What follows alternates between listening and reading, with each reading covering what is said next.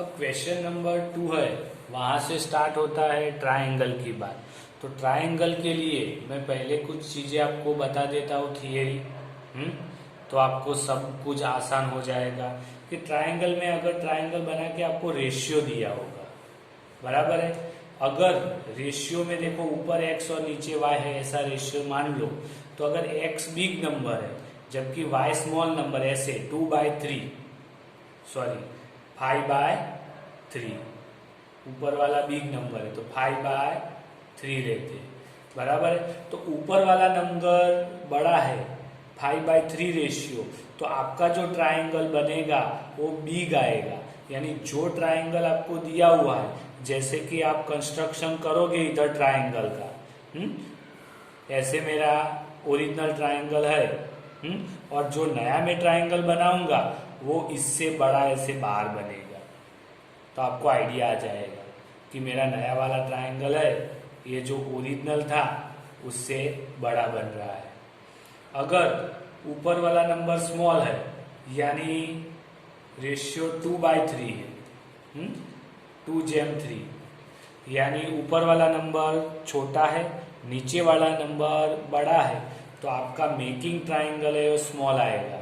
यानी जब आप ट्रायंगल ड्रॉ करेंगे, जैसे कि मेरा ये ओरिजिनल ट्रायंगल ये है जो पहले मैंने, अब जो बनाना है वो ट्रायंगल वो उसके अंदर बनेगा, तो ये छोटा वाला आएगा। तो इसका मतलब क्या हुआ, अगर रेशियो के अंदर न्यूमरेटर बड़ा है तो आपका ट्रायंगल बड़ा आएगा, अगर न्यूमरेटर छोटा है तो आपका ट्रायंगल छोटा आएगा। तो आप पहले से ही जान सकते हो, जैसे कि आपको क्वेश्चन नंबर 2 के अंदर 2/3 वाला है रेशियो, तो ये न्यूमरेटर कैसा है, स्मॉल है कि नहीं। इसीलिए जब ट्रायंगल बनाओगे तो पहले जो ट्रायंगल दिया हुआ है और मेकिंग करके आप जो नया ट्रायंगल बनाओगे वो कैसा आएगा, उसके अंदर आएगा, छोटा ही बनेगा, वो आपको पहले से पता चल जाएगी। जबकि क्वेश्चन नंबर 3 है, इसके अंदर 7/5 दिया है, तो ये नंबर कैसा है, बिग नंबर है। तो उसका मतलब अब जो आप ट्रायंगल दिया हुआ है और जो ट्रायंगल आप बनाने वाले हो वो उससे कैसा आएगा, बड़ा बनेगा।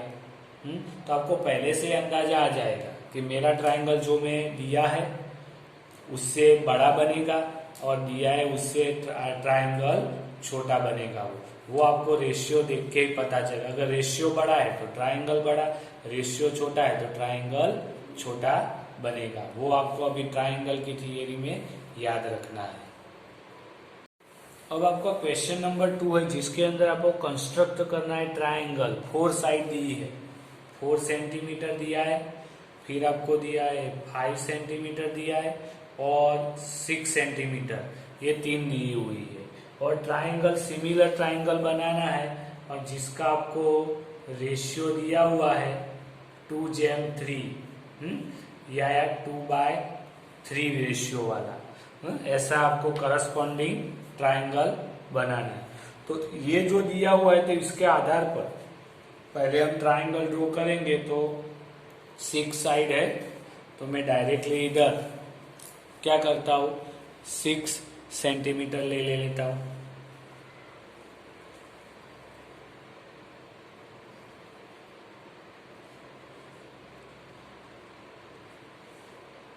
बराबर है, 6 सेंटीमीटर ले लिया साइड।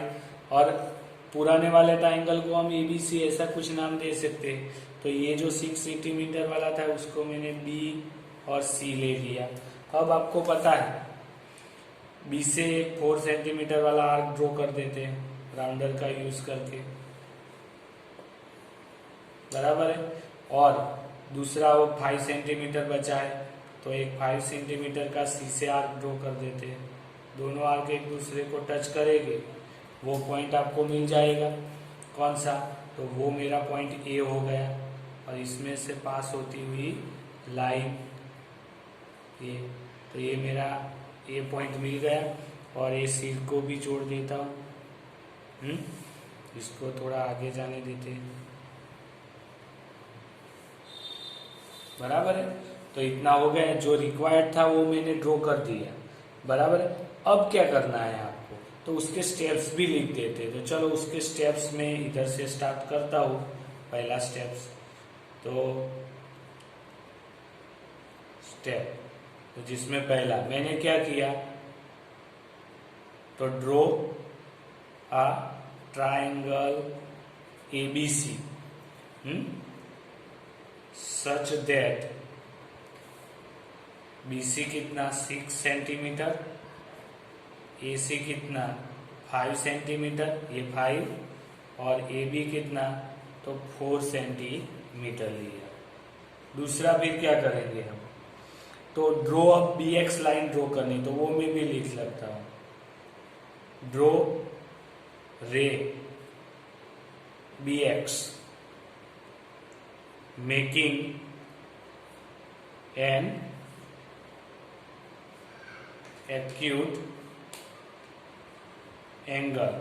कौन सा, तो एंगल CB और X ड्रॉ करता हूं। तो इधर एक्यूट एंगल आपको बनाना है B पॉइंट से, तो पहले भी हमने बनाया था वो 60 का एंगल, वैसा ही एक एंगल बना देते हैं 60 का। तो इधर से एक पॉइंट लिया, यानी एक आर्क ड्रॉ किया, और इधर से एक पहला पॉइंट ड्रॉ करेंगे, तो आपको कितने का एंगल मिलेगा, 60 का एंगल मिल जाएगा। वहां से पास होती हुई लाइन, तो ये आपका एक्यूट एंगल यानी 90 से कम का हो गया, और एक्स रे भी ले लिया उसके ऊपर। अब बात आती है कि क्या करने का, कितने पॉइंट काटने का। तो देखो आपको रेशियो दिया है या डिवाइड करके 2/3 दिया है, तो मैक्सिमम नंबर कितना है 3 है कि नहीं, तो आपको 3 पार्ट्स उसके बनाने हैं। जितना भी मैक्सिमम नंबर हो उतने पार्ट्स बनाने हैं। तो मैं 3 पार्ट्स बनाता हूँ, 1 2 और ये 3 पार्ट्स हो गए, 1 2 और 3, और जिसको नाम दे देता हूं मैं B1 B2 और B3। 3 पार्ट्स हो गए, तो उसका भी स्टेप्स लिख देते हैं। थर्ड नंबर का क्या किया, तो मार्क 3 पॉइंट, कौन सा लिया, B1 B2 एंड B3, बराबर है, ऑन द रे किसके ऊपर, BX, सच दैट, सभी का क्या करेंगे, B1 is equal to B1 B2 होता है, is equal to B2 B3, यानी एग्जैक्ट सभी का इक्वल भाग में डिवाइड किया, कर दिया। अब देखो क्या करने का, मेरा ट्रायंगल आएगा उससे छोटा आएगा, क्योंकि न्यूमरेटर छोटा है इसीलिए ट्रायंगल छोटा आएगा। तो जो बड़ा है नंबर दोनों में से 3, उसको मैं C से ज्वाइन कर दूंगा। तो 4 पॉइंट क्या आएगा, ज्वाइन C B3, बराबर है। अब क्या करना है, तो अब इसकी पैरेलल लाइन ड्रॉ करनी। अब कितना बचा, 2 नंबर बचा, 3 नंबर कर दो तो 3 से C को ज्वाइन कर दिया। अब 2 नंबर बचा, तो 2 नंबर से हमको ऐसे पैरेलल लाइन ड्रॉ करनी। लेकिन ये पैरेलल लाइन है, बस ऐसे ही ड्रॉ नहीं कर देने की, बराबर। इसका मेथड है, वही मेथड से आपको पैरेलल लाइन ड्रॉ करनी है। तो वो मैं आपको बता देता हूं। जैसे कि इधर कोई एक लाइन है, बड़ा थोड़ा बता के आपको बताता हूँ। ये कोई लाइन है, उसकी मैंने एक पैरेलल लाइन ड्रॉ कर दी है, चलो मान लो। और इधर से दूसरी, ये पॉइंट से दूसरी पैरेलल लाइन ड्रॉ करनी है, तो कैसे करूँगा, तो इसके लिए देखो क्या करना है।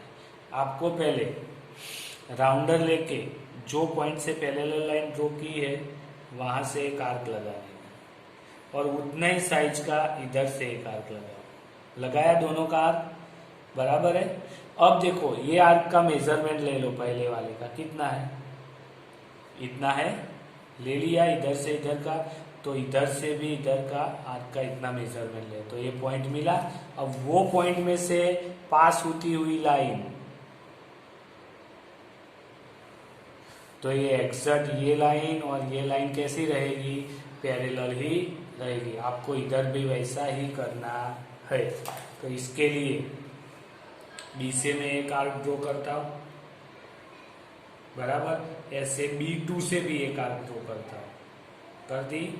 अब देखो क्या बोला था, ये 2 पॉइंट वाला है डिस्टेंस, आर्क ड्रॉ की थी, उतना इधर भी लेना है आपको, ले लिया। तो कहाँ पॉइंट टच हुआ, तो मेरा ये पॉइंट टच हुआ, तो B2 से वो लाइन, और ऐसे भी देखते रहने का साथ में। तो देखो एग्जैक्ट आता है कि नहीं पॉइंट, तो ये आ गई पैरेलल लाइन। तो ये मेरा 5वां पॉइंट होगा, कौन सा, तो draw parallel line, parallel line to कौन सी है, CB3 and meet BC at C dash. तो ये जो पैरेलल लाइन है ये C डैश को मीट करती है, C डैश आ गया ये पॉइंट। अब इधर से भी आपको एक पैरेलल लाइन खींचनी है, तो वही मेथड से करनी है, और ये चाहिए, ये आपको ड्रॉ करना है ऐसा। अगर ऐसा नहीं बताओगे तो मार्क नहीं मिलेंगे एग्जाम के अंदर।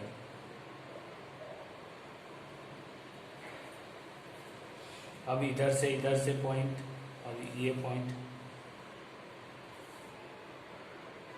ये आ गया इतना, तो इधर से भी इतना ही लेना है मार्क, और इसके पैरेलल आएगी और इधर से पास होती हुई।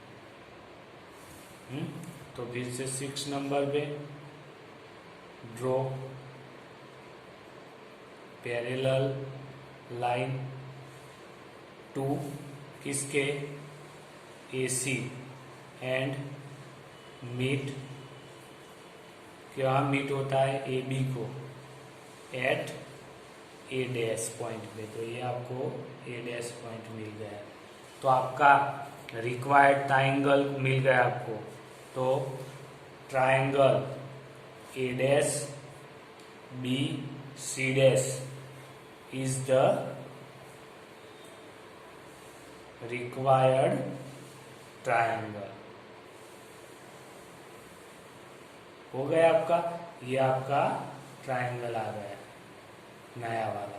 तो देखो न्यूमरेटर छोटा था तो आपका नया ट्राइंगल भी छोटा मिला कि नहीं, तो इस तरह से आएगा। अब उसका जस्टिफिकेशन देखते हैं। तो आपको पता है ट्राइंगल B2 और C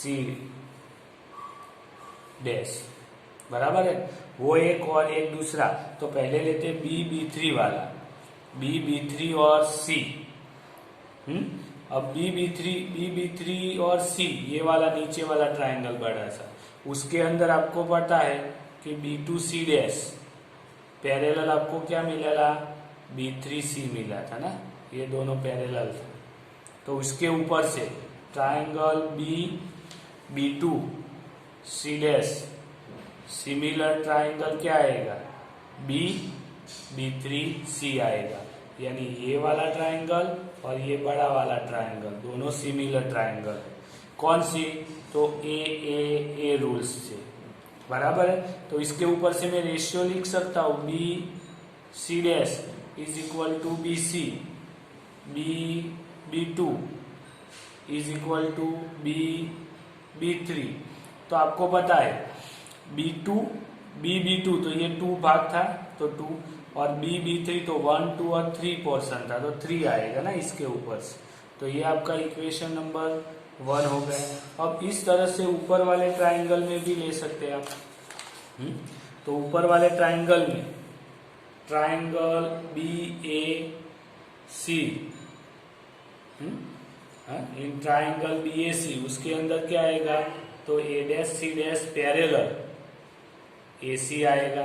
तो इसके भी दो ट्राइंगल BAC सिमिलर ट्रायंगल कौन सा बनेगा, B A dash C dash, वो भी ए रूल सी आएगा, बराबर। और ए रूल्स आ गया तो इसके ऊपर से सिमिलर हो गए तो ratio B A dash upon B ए लिख सकता हूँ, ए सी डैश करता हूँ मैं, यानी ए डैश सी डैश तो ए सी हो सकता है, और साथ में बी सी डैश तो बी सी हो सकता है, बराबर है।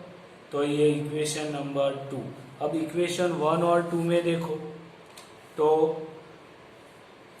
B A dash upon B A is equal to A dash C dash upon A C is equal to B C dash upon B C.